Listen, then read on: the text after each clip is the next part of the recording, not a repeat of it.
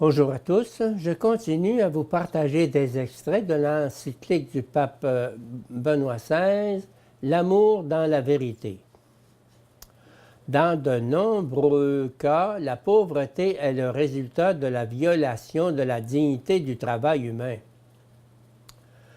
Les opérateurs financiers doivent redécouvrir le fondement véritablement éthique de leur activité afin de ne pas faire un usage abusif de ces instruments sophistiqués qui peuvent servir à tromper les épargnants. L'expérience de la microfinance, je pense surtout à la création des monts de piété, doit être renforcée et actualisée, surtout en ces temps où les problèmes financiers peuvent devenir dramatiques pour les couches les plus vulnérables de la population, qu'il faut protéger contre les risques du prêt usuraire ou du désespoir. L'interconnexion mondiale a fait surgir un nouveau pouvoir politique, celui des consommateurs et de leurs associations. Le consommateur a donc une responsabilité sociale précise qui va de pair avec la responsabilité sociale de l'entreprise. Il est opportun d'ouvrir d'autres voies, comme par exemple des formes de coopération à l'achat, telles que les coopératives de consommation, créées à partir du 19e siècle, grâce notamment à l'initiative des catholiques.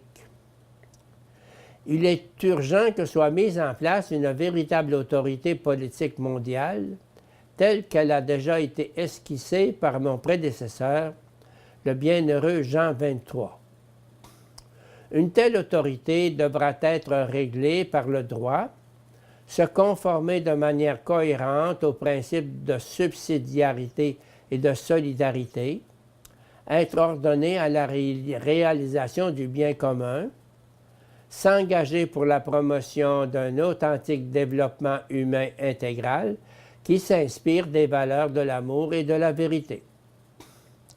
Le développement intégral des peuples et la collaboration internationale exigent que soit institué un degré supérieur d'organisation à l'échelle internationale de type subsidiaire pour la gouvernance de la mondialisation. Chapitre 6. Le développement des peuples et la technique. La liberté humaine est dès l'origine caractérisée par notre être et par ses limites.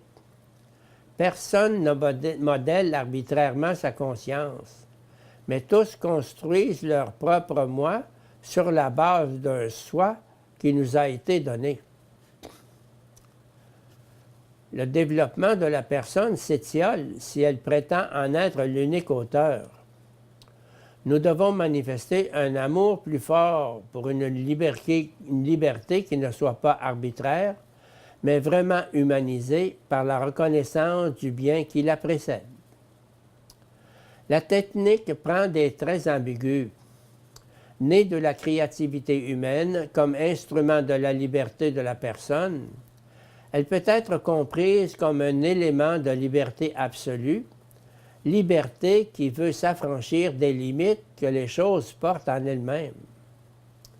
Cette vision donne aujourd'hui à la mentalité techniciste tant de force qu'elle fait coïncider le vrai avec le faisable. Mais la liberté humaine n'est vraiment elle-même que lorsqu'elle répond à la fascination de la technique par des décisions qui sont le fruit de la responsabilité morale. Le développement est impossible s'il n'y a pas des hommes droits, des acteurs économiques et des hommes politiques fortement interpellés dans leur conscience par le souci du bien commun. Moyens de communication sociale. Désir d'imposer des paramètres culturels et de fonctionnement à des fins idéologiques et politiques. Il faut qu'ils aient pour objectif principal la promotion de la dignité des personnes et des peuples par la charité et mise au service de la vérité. Un domaine primordial et crucial de l'affrontement culturel entre la technique considérée comme un absolu et la responsabilité morale de l'homme est aujourd'hui celui de la bioéthique, où émerge avec une force dramatique la question fondamentale de savoir si l'homme s'est produit lui-même ou s'il dépend de Dieu. Les découvertes scientifiques en ce domaine et les possibilités d'intervention technique semblent tellement avancées qu'elles imposent de choisir entre deux types de rationalité, celle de la raison ouverte à la transcendance et celle d'une raison close dans l'immanence technologique. Ce n'est pas un hasard si la fermeture à la transcendance se heurte à la difficulté de comprendre comment du néant a pu jaillir l'être et comment du hasard est née l'intelligence. Attirée par l'agir technique pur, la raison sans la foi est destinée à se perdre dans l'illusion de sa toute-puissance. La foi sans la raison risque de devenir étrangère à la vie concrète des personnes.